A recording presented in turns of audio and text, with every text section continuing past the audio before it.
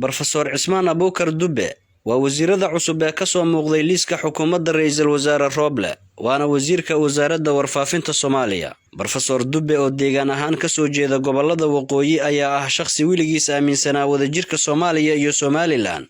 midnimadana ay astaan u tahay wada noolaanshaha bulshada labada dhinac. Professor Cismaan Abuukar Dube, wasiirka cusub ee wasaaradda warfaafinta Soomaaliya, oo ka qayb galay dood ka baxday telefishinka Dalsan 26 Juun ee sanadkan, oo ay ka qayb galeen wasiirkii hore ee arrimaha dibadda Soomaaliya Danjire Yuusuf Garaad Cumar iyo siyaasiga Cabdiraxmaan Baadiyo iyo marti kale, kuna saabsanayd doodaas 60 sano kadib midowgii koonfur iyo waqooyi maxaa dan u ah labada dhinac. Ayuu professorka aad uga hadlay doodiisii habeenkaas in dadka waqooyi ay 70% siyaasadda dalka fikta sare uga jireen dawladdii kacaanka ay aad uga dhex muuqdeen.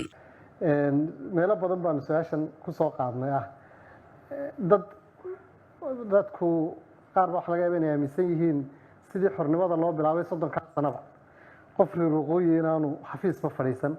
ama aanu shaahba cabin ama aan waxba la weydiin oo la dulmay wax laga yaabaa saas oo kale 67 buu ra'iisul wasaare noqday Maxamed Ibrahim Xagaalo powerful waliba aad u awood badan 69 markii kacaan ku dhashay ilaa 80 12 sanadood ilaa 82 13 sanadood dalka waxaan oran karaa 70% waxa haystay reer waqooyi 70% yani gobolkan ka imaanu tog dheer baa la yiraahdaa Burco waxay ku lahaayeen 9 wasiir hadaba Burco kaliya iyo laba madaxweyne ku xigeen reer tog dheer buu Axmed labada nin ee dhinacyada ka fadhiyay ee wax u sheegayay marxuum Jaalle Siyaad Barre ay ahaayeen dad ka soo jeeda waqooyi iyo Ismaaciil Cali Abukar labada nin ee Maxamed Siyaad dhinacyada ka fadhiya من أحمد سلمان بوها من اسماعيل على بكر باورفول وليبي يعني رجع مركز لقاها اللي يبلو تويرها عشان تقول على سريع واو مصير هلك وجودا بيسا ومحمد سياد كل ياوا إن أنا جوان قاعد بلقي لكن تويرها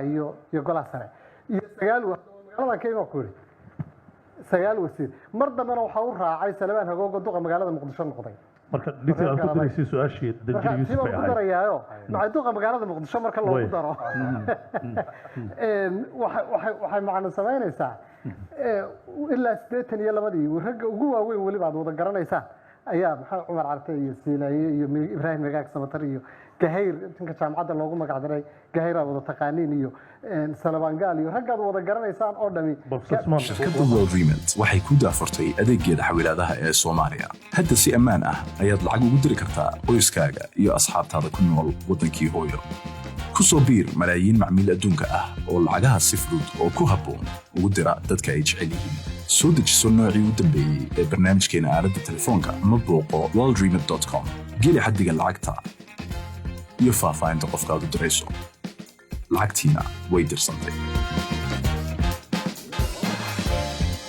bixin maysid wax khidmad ah saddexda lacag dirasho ee kugu horeeya adeegga World Remit adigoo isticmaalaya koodka 3FREE